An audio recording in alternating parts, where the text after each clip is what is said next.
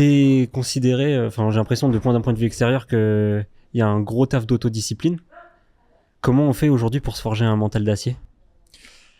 C'est marrant qu'on me donne cette image de hyper discipliné, robotique. J'ai l'impression que c'est toi qui te l'ai forgé. Hein. Peut-être que je partage effectivement tout ce qui pourrait m'apparenter à une bête de discipline. Alors c'est le cas, hein. C'est clair que je suis discipliné.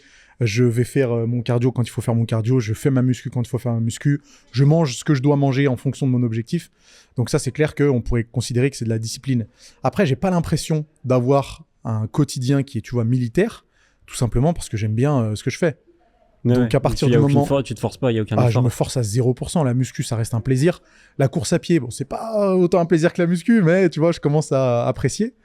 Et mon boulot, c'est un boulot passion. Donc faire des vidéos, c'est pas une contrainte. Gérer des salles de sport, c'est trop bien. Il n'y a pas grand-chose à dire de plus que si je devais donner un conseil, c'est de trouver quelque chose qui vous plaît. Hein. Et puis progresser dedans.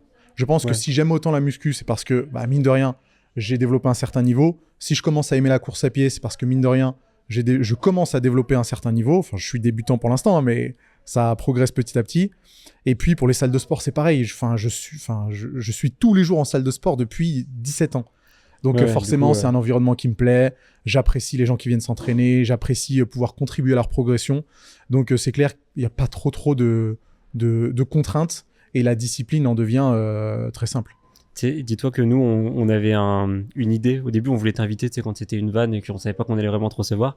On avait une vanne, on voulait faire un truc un peu contradictoire. Ouais. Et on voulait t'inviter à manger une raclette avec nous. Mais go, hein. Tu vois. et parce que j'ai l'impression qu'on te voit pas vers ça, on te voit que faire des trucs très... justement, c'est très strict, tu vois. Alors, je pense que je l'ai dit plusieurs fois, mais je vais le débunk si tu veux ici. Là, je regarde la caméra. Je mange des raclettes, je fais des cheat meals.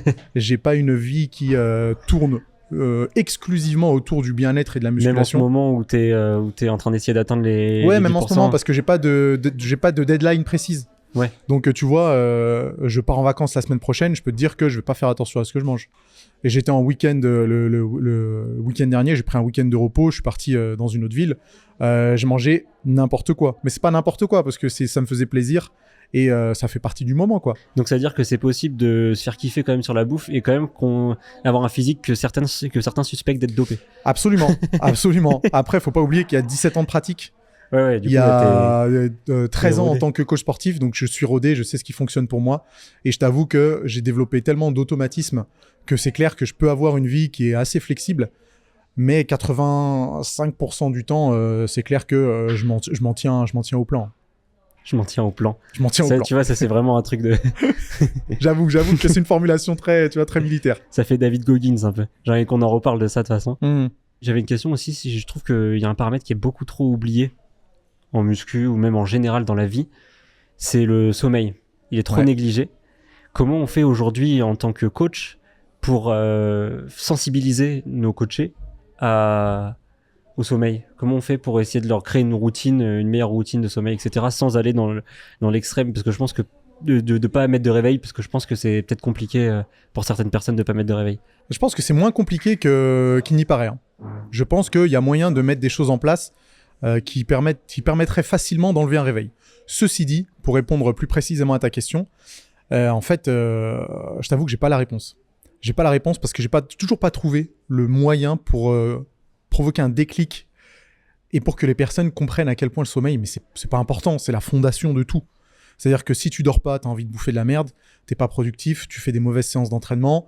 Si tu fais des mauvaises séances d'entraînement, forcément, tu progresses moins vite. Tu peux peut-être te blesser aussi. Tu peux peut-être te blesser.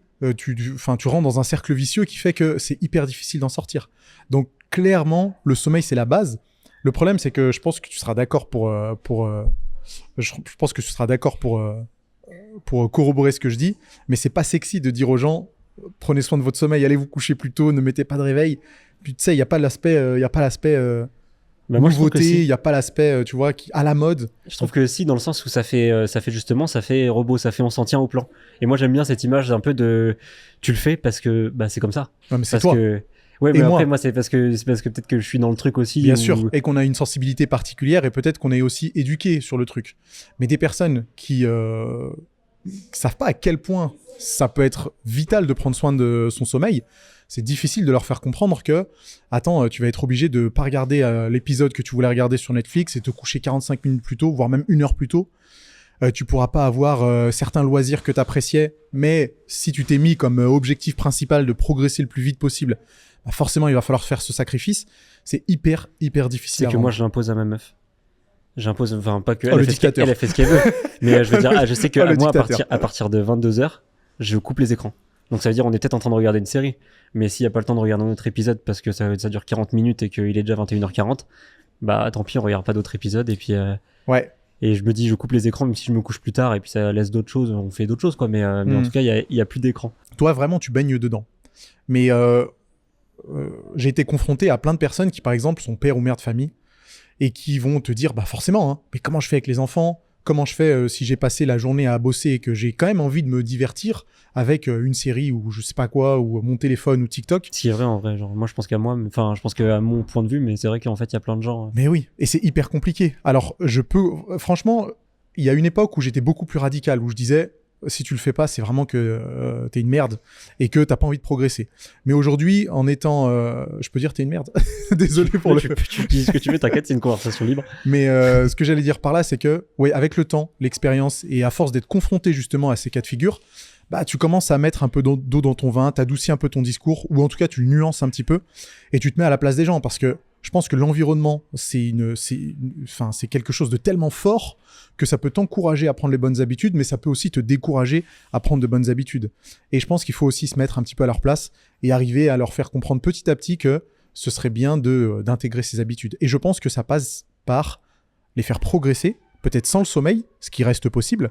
Et puis après, une fois qu'ils sont dans le cercle vertueux de la progression, ben, les encourager à faire de petits efforts par rapport à des choses qui seront un petit peu plus hors entraînement, comme la diète, le sommeil, le lifestyle en général, tout ce qui est psychologique éventuellement. Voilà, tu mets un pied dans la porte avec l'entraînement et la progression, et puis après, tu essayes de faire entrer. De toute façon, c'est toujours comme ça. Hein. Moi, je suis arrivé ici parce qu'il y a un moment, j'étais en train de regarder mes vidéos de Nassim qui faisait de la muscu. Ça m'a donné envie. Je suis allé faire de la muscu et au final, c'est un cercle. Un cercle vertueux, exactement. Et pour certaines personnes, ce sera peut-être d'autres choses. Peut-être qu'elles seront introduites à tout ça par d'autres moyens. Donc, j'ai pas de réponse vraiment concrète sur le sommeil, mais je pense que c'est plutôt un processus et l'éducation en fait partie. Et j'espère que mon boulot sur YouTube, et pas que mon boulot, il y a plein d'autres personnes qui arrivent à très bien en parler, et contribuera à faire que le sommeil soit pris vraiment au sérieux. Et est-ce que le début, c'est pas de surveiller déjà sa consommation de caféine ? Je sais pas si toi tu bois du café. Je bois des Monsters. Oui, donc c'est très bien. C'est très bien, il m'a dit. Non, c'est pas très bien. Non. C'est une addiction. Non, je plaisante. Moi, pour moi, c'est une addiction. C'est une addiction. J'ai du mal à m'arrêter. Hein. Alors, je suis consommateur de caféine, mais je t'avoue que pas tant que ça, en fin de compte. Et je bois de la caféine. Combien de café, combien de Monster dans la semaine ? Ça doit être 4 ou 5. Tu m'as dit pas tant que ça. Ah non, pas tant que ça. C'est 500 millilitres. Pas tant que ça en termes de caféine. Ah oui, ok. Une Monster, ça doit être 150 mg de caféine. Ouais. Quand tu vois des gars qui prennent un pré-workout tous les jours à 400 mg de caféine et qui pèsent 70 kg, là, tu peux te questionner sur la consommation de caféine. Faut que je fasse gaffe parce que tu dis ça là, mais ça me... Ça te fait tilter. Ça me donne envie, là. Je suis là, j'essaie d'arrêter la caféine et toi, tu me dis, franchement, c'est ok.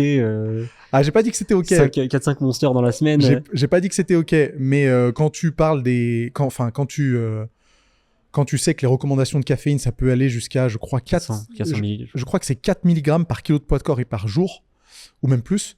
Bref, ça fait quand même énorme.